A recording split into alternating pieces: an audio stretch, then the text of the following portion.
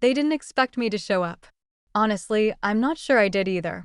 The wedding invitation sat on my desk like a dare, heavy cardstock, gold embossed lettering, one name printed neatly across the front. Major General Evelyn Maddox. Not Evelyn. Not Evie. Certainly not our daughter. Just a title, as if that made me easier to stomach. 6 years. That's how long it had been since I'd heard my parents' voices in any form other than a voicemail forwarded by mistake or a name dropped in pity at a military gala. No calls on my birthday. No messages when I nearly lost my hearing in Helmand. Just silence. Cold, curated silence. But now I get a wedding invitation to my sister Haley's big day. A handwritten note inside. Behave. No, we miss you. No hope to see you. Just that one word. Like I was a threat. I turned it over in my hand, wondering how they'd even found my mailing address. Maybe they hadn't. Maybe the Army's event protocol team forwarded it. Or maybe Haley just figured her little PR stunt wouldn't be complete without the family disgrace in the back row. This wasn't an olive branch. It was a performance. And I wasn't invited to be part of the family, I was invited to be proof that they tried. That's the thing about revenge stories. People assume they start with anger. But mine? It started with disbelief. Then a sort of quiet, aching curiosity. Did they still know how to write my name? Outside, the wind tapped at the window pane like it wanted to say something. I leaned against the sill and stared out across the Stoutgart training grounds. A new class of recruits were mid-drill, young, hopeful, loud. They didn't know yet what it meant to be erased by the people who raised you. I envied that. A knock broke the stillness. My aide, Simmons, stepped in without waiting. You going? He asked, eyes flicking to the envelope. He always knew more than he said. Just got the invite, I replied, voice flat. He raised an eyebrow. That's what we're calling it? I didn't answer because it wasn't an invitation. It was a challenge. A test. Maybe a warning. And I hadn't decided yet whether to walk away or walk in. Either way, I'd bring the stars on my shoulders. Not to show off, but to remind them, they don't get to erase me quietly anymore. Virginia greeted me like a postcard someone forgot to personalize. Perfect cherry blossoms. Clean sidewalks. Hedges trimmed with surgical precision. Too clean. Too staged. The kind of place that looks perfect from far away, until you get close. I pulled into the cul-de-sac and parked across from the house I once called home. Everything looked exactly the same, which somehow made it worse. I hadn't been back since my father's funeral. Not really.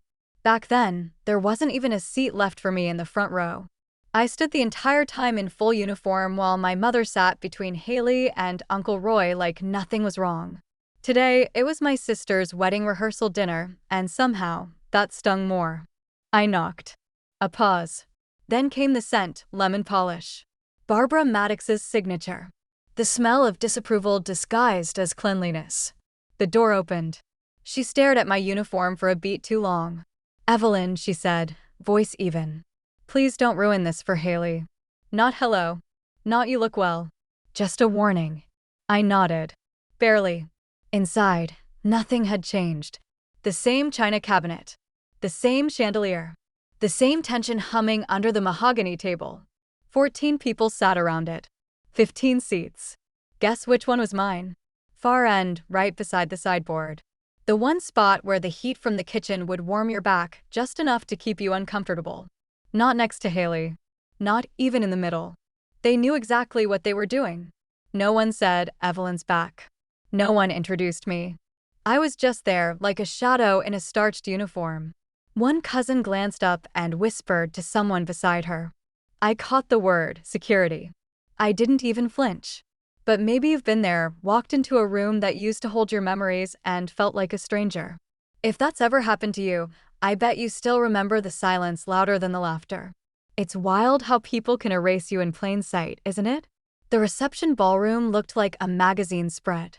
White linen, gold-rimmed plates, a ridiculous ice sculpture shaped like intertwined initials.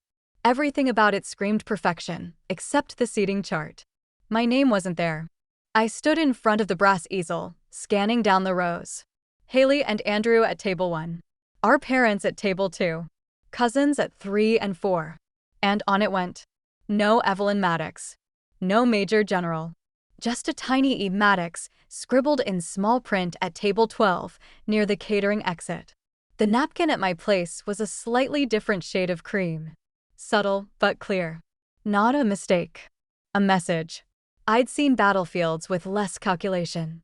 Haley floated through the room like she owned the air. Dress perfect. Makeup flawless. That trademark smile that made people trust her even when she was twisting the knife. She paused near my table just long enough to smile and say, "I told them not to make it too military-looking for your side." Then she walked away before I could reply. I wasn't surprised. But still, I'd saved her fiancé's life. And now I was being treated like a +1 nobody claimed. The toast started. Dad went first. Toasted new beginnings. Mom added to loyalty and grace. They both looked right through me.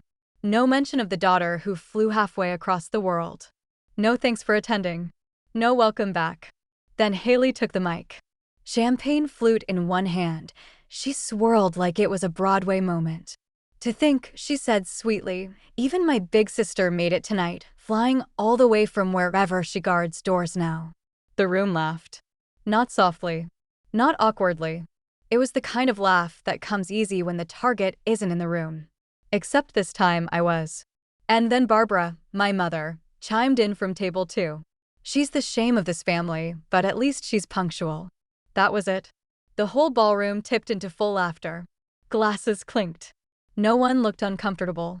No one tried to stop it. I didn't get angry. I didn't cry. I stood up slowly, lifted my glass, untouched until now, and took a calm sip. The silence that followed didn't come because I shouted. It came because I didn't. I set my glass down and spoke clearly. "The people I guard," I said. "Outrank everyone in this room." That was all. But it hit harder than any insult they'd planned. No one laughed after that. Not because they understood, but because, for the first time, they didn't know where to place me anymore. I was still standing.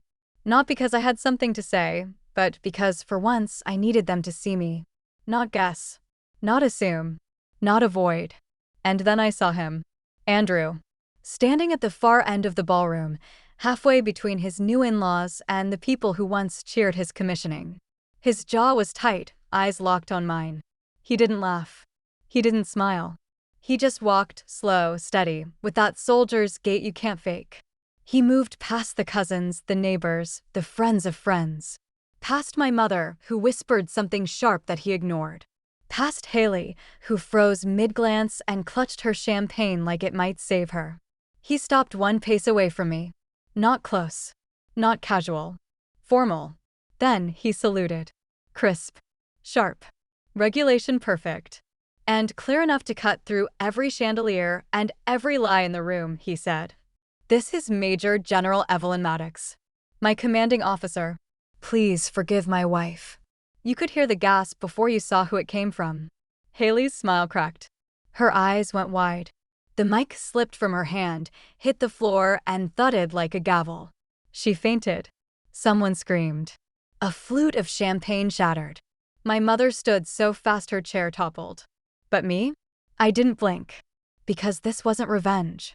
This was recognition. And it was long overdue. The ballroom froze. Not with panic, but with something colder, realization.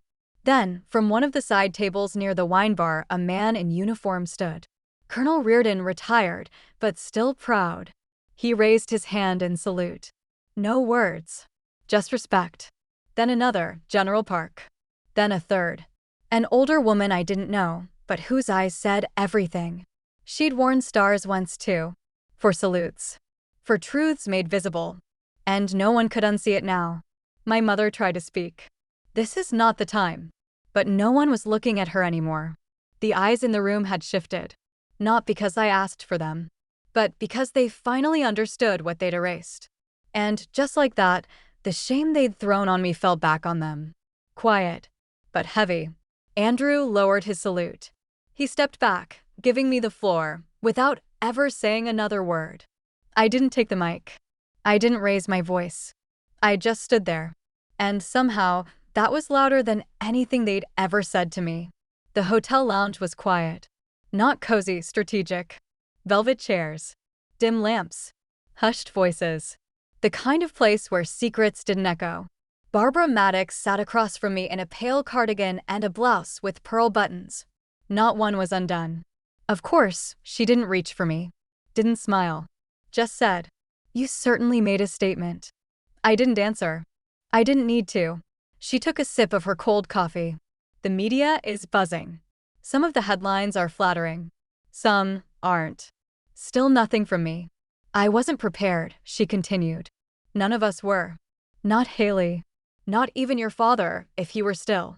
Haley fainted, I said flatly. Barbara blinked. She has sensitivities. To truth? I asked. Or to not being the center of attention? Her grip on the cup tightened. I didn't come to fight. Then why did you come? I asked. She hesitated, then leaned forward just slightly. I thought maybe you could release a statement. Something neutral. Clarifying that we didn't fully understand your position. There it was. Let me get this straight, I said slowly. You want me to issue a press statement, not to correct a lie, but to protect your discomfort. She flinched. Slight, but I caught it. You have to understand, she said. We didn't mean to hurt you. I was trying to protect the family's image. You were different. Loud. I wasn't loud, I replied. I was visible. That's not the same thing. Then I reached into my leather folio. I slid a document across the table. She didn't touch it. Just stared. This was sent 7 years ago, I said. An anonymous tip to the Military Ethics Board, alleging I falsified combat reports, questioned the validity of my Bronze Star, said I was unstable, politically promoted. Barbara didn't blink.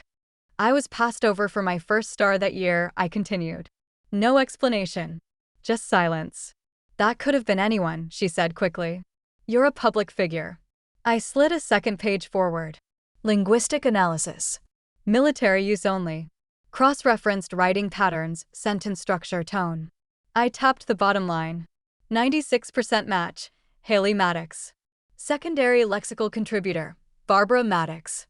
Her lips parted, then closed again. For the first time, I saw it. The crack behind the pearl buttons. She started.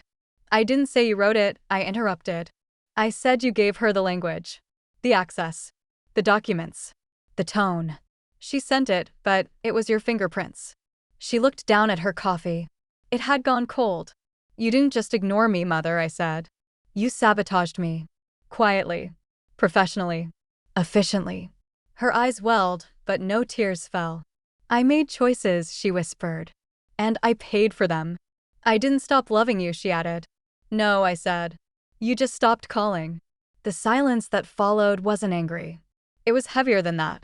Do you have any idea what it feels like, I asked. To watch your mother pretend you don't exist? Her voice cracked. I was trying to protect your sister. She couldn't compete with. She didn't have to compete, I said sharply. She just had to show up. And you made sure I was too buried to be seen. Barbara looked older in that moment. Not softer, just exhausted. She reached a hand halfway across the table. I never wanted to lose you. You didn't lose me, I said. You pushed me out the door. Then blamed me for not coming home. She said nothing. Her hand stayed hovering. Never landed. If someone asks why I stopped coming, I continued. Don't say I drifted. Don't say it was complicated. Tell them the truth.